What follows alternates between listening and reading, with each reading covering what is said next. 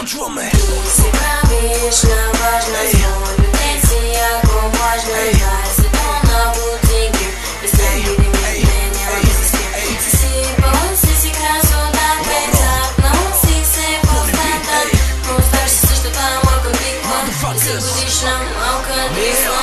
Правиш се на фейсбукова звезда, но всички знаем класи малка си ръка. Пуснала си голите си снимки, за едно е сайт за порно картинки. 2 размера по-малък сутиен, ти ти стиснала и хващаш ги в плен. Малките десени момченца, като разтвориш ти краченца. Мислиш се за по-голяма ли, само ще ти кажа колко жалка си. Хубаво момиче, аз се прави на пошиво, знай това въобще не е красиво. Лесно ли искаш ти да се покажеш, но на живо ма не можеш се докажеш.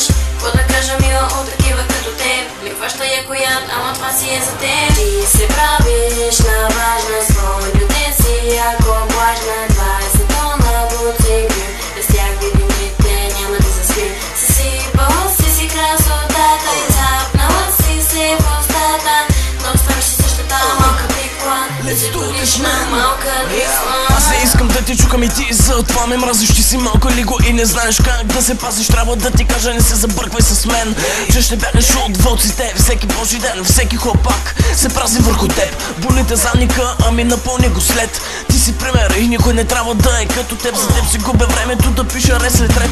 Ще ми събудиш дънките, ама дали ти стиска. Бараш ме небрежно, но бягай, че ще ритна. Можеш ли в църквата да се изповядаш? Не, ще отидеш и пак ще го налапаш.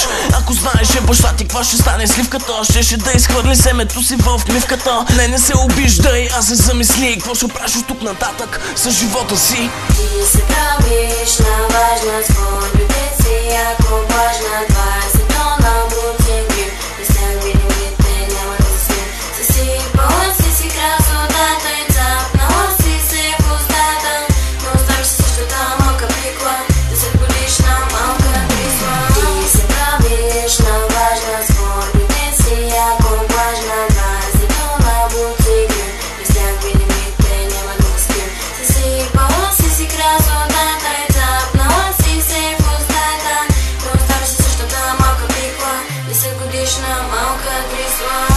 Ако някой се чувства обиден от трака ни, да извинява. Ние просто си изказваме мнението за недораслите малки пикли, които не знаят какво искат, само се натягат. Както и да е, в крайна сметка ваш си живота. Правете каквото искате. Каквото искате.